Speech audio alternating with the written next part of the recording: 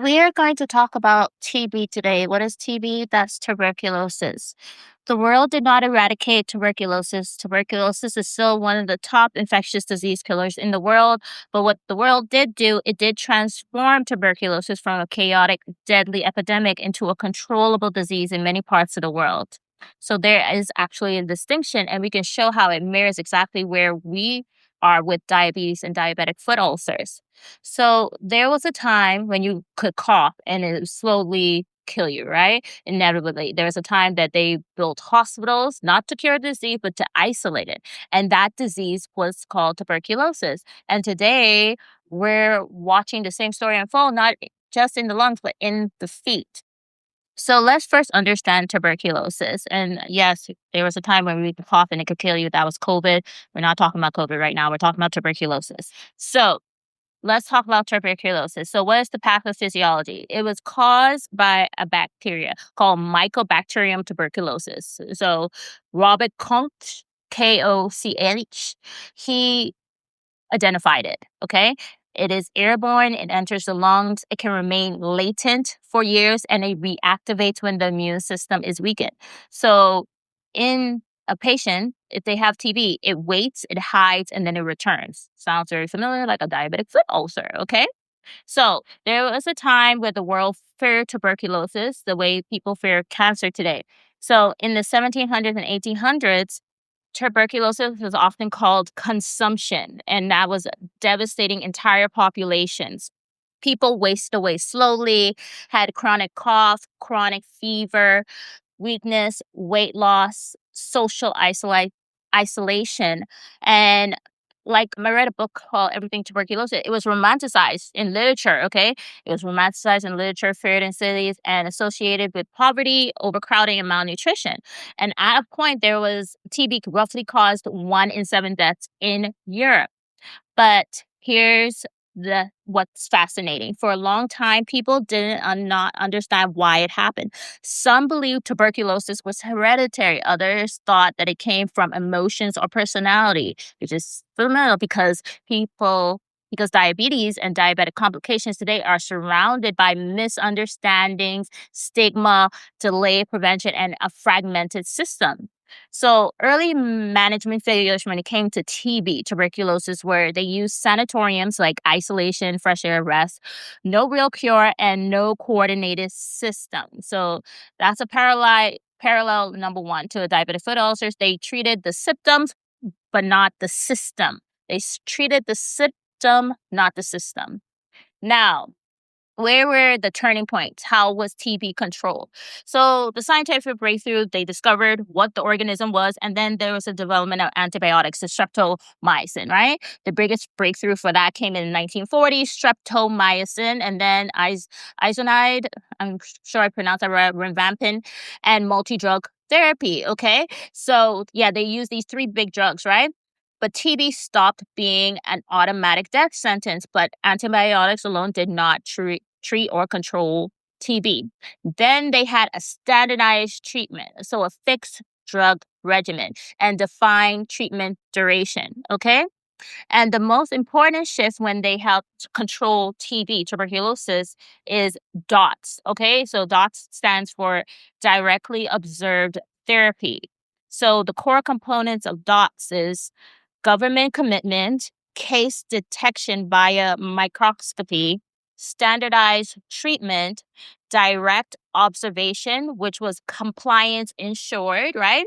And drug supply consistency. So TB didn't decline because of one drug, it declined because of a system that made failure very difficult. So, modern TB, yes, it's still here, but it's more controlled. So reality check is tuberculosis still exists globally, and even drug-resistant tuberculosis is rising. But the mortality significantly is reduced in many regions, and predictable treatment pathways do exist. So the critical insight of this is control is not eradication, but control can save lives. So let's introduce this with the global reality of diabetes and a diabetic foot ulcer. So with diabetes, right, you have hundreds of millions people affected globally. there's rising prevalence, especially in low and middle income countries. So the diabetic foot ulcer cascade is neuropathy. That's usually how it starts: neuropathy, then pressure, then callus, then breakdown, then infection, then amputation. So the diabetic foot ulcer is not an event, it is a sequence. I always tell people, like I said in the other episode, it's like the flag waving surrender now. But the key truth is, like we said, 85% of diabetic amputations are preventable. So the parallel of this to TB is we understand the disease, but we failed in the execution of the system to prevent it. So let's go through the parallels of TB versus diabetic foot ulcers. Parallel number one: silent progression. TB has a latent phase. TB has a silent phase before its disaster. So just like diabetic foot ulcers have a latent phase, which is the loss of protective sensation, early vascular compromise, the repetitive unnoticed trauma, the pressure redistribution abnormalities, the skin temperature asymmetry, the limb may look absolutely fine externally where the biology is progressing towards the ulceration. Parallel number two: disproportionate burden. So in TB, they, like I said, they used to associate it, still do, with poverty and overcrowding. Diabetic foot ulcers, limited access to care, educational gaps, and they do associate a lot with low income or mid income countries, right? Or families. And then another parallel is compliance is everything, right? So with TB, they had long drug regimens. Diabetic foot ulcers, for our regimen, we have offloading, wound care, and follow up, but treatment only works if it's followed. Then system versus individual failure. Patients didn't defeat TB, the healthcare system did. So if we apply this directly, there is lack of podiatry access. There is no standardized screening. Besides, people know to use a monofilament. Delayed referrals and fragmented care. It is quite fragmented, especially in low income countries. Okay. So what can tuberculosis teach us about fixing a diabetic foot ulcer? Okay. One, lesson one: standardization beats improv. Okay, improvisation. Okay. So TB has very clear protocols. And on a side note, if anybody who I've in the past worked with anything like that, please don't repeat me because you didn't listen the first time. Okay. So, diabetic foot ulcers need a universal screening guidelines. They need a risk stratification system. They need mandatory referral pathways. Mandatory. I'm going to say it again: mandatory referral pathways. Next key lesson that we can learn from TB is early detection is everything. We know that for a fact in diabetic foot ulcer care. So TB, you see that they even screen us before we have our job for TB, right? And we're like, all know that we're going to be good and clear, right? But they still do, right? You see how quick they screen us, even if we're not like at risk, right? Diabetic foot ulcers, annual foot examinations are not enough. You need routine, frequent check screenings, okay? Lesson three: compliance must be engineered. So, like TB, right? They had the DOTS, right? The directly observed therapy. Diabetic foot ulcers, we need to observe the offloading. That's what we need. We need remote monitoring. We need smart insoles, pressure sensors, okay?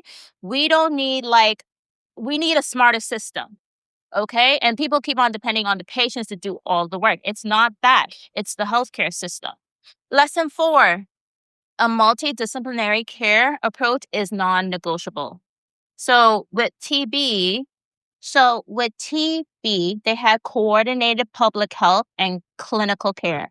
With diabetes or diabetic foot ulcers, we need podiatry, vascular, infectious disease, endocrinology, nutrition, physical therapy. We need it all, okay?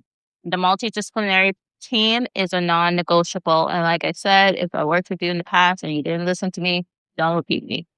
Now, lesson five: data drives outcome. So with tuberculosis, they had a national registry and they tracked the outcome, the tracking outcome. So many regions lack basic training when it comes to amputations and diabetic foot care.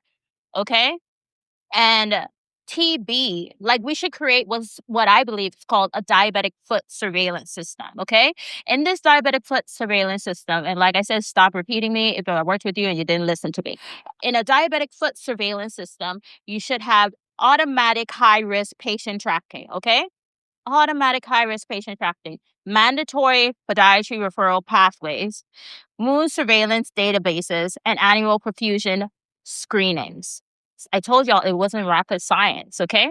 Because in TB, they had success controlled because the government built registries, follow-up systems, and public health tracking. That's what we need, okay?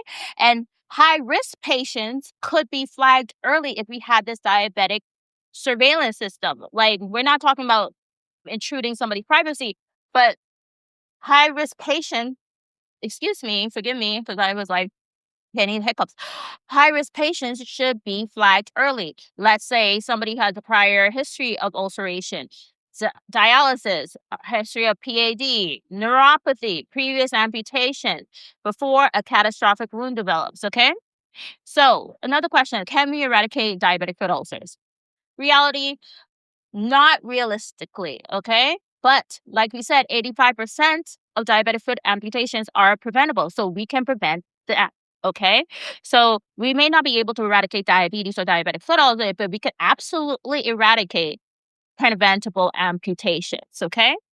So how can we use the style that they use to control TB for diabetic foot ulcers? So imagine this system. Every diabetic patient automatically is enrolled in a foot surveillance. And like I keep on saying, if you worked with me in past and you didn't listen, do not repeat what I said. Do not use what I just said, okay? Because you didn't listen to me. You just let things happen. No, okay? Because I am a firm believer. If you can do anything for money, you will do anything for money, including letting a patient foot go. So please, anybody who is corrupt, do not use anything I'm saying, okay? So imagine the system. We're going to use a TB style system for diabetic foot ulcers. Every diabetic patient automatically is enrolled in a foot surveillance, okay? And they can sign a consent saying if they're okay with being enrolled in this, okay? And then we use a risk stratification system, and they will be signed, okay? And then the schedule follow-ups. Then digital monitoring, for their foot, not to remove their privacy. And then immediate referral triggers. And what this will do, this will catch ulcers early. This will reduce infections, and this will prevent amputations. We have to start treating diabetic foot ulcers as a public health issue. It is.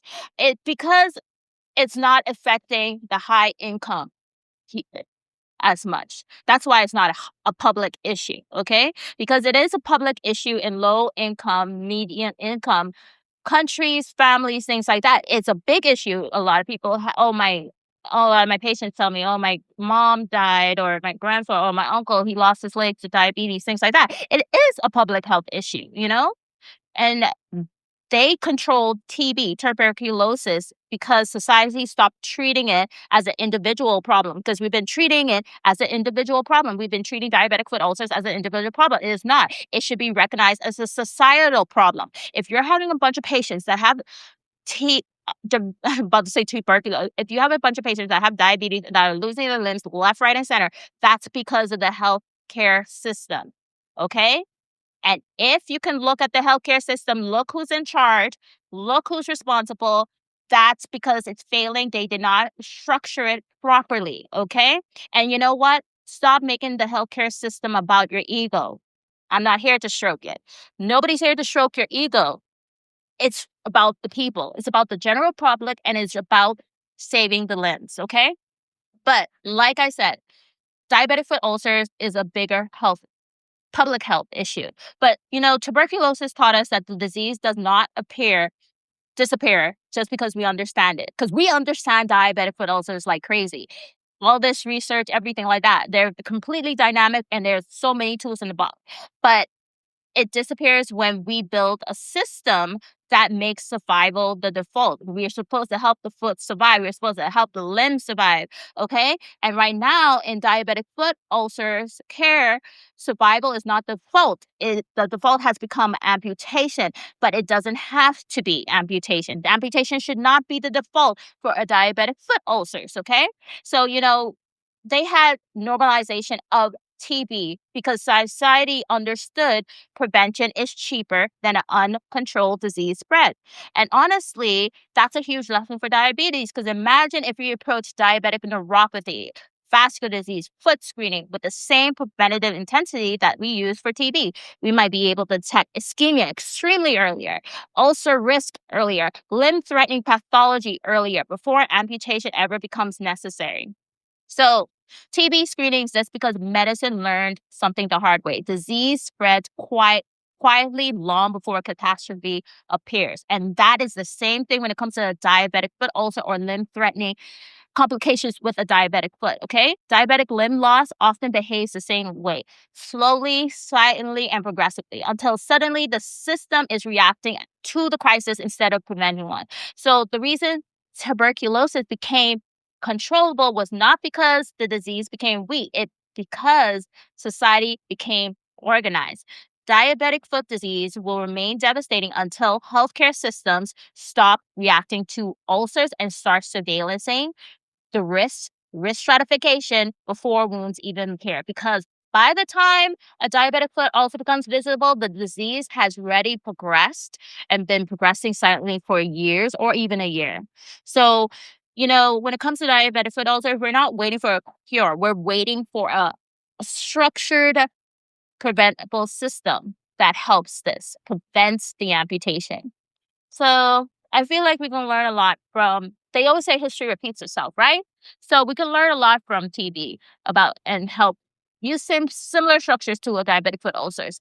And this is Diabetic Foot Files. I'm your host, Dr. G, and take care of your feet because they take care of you.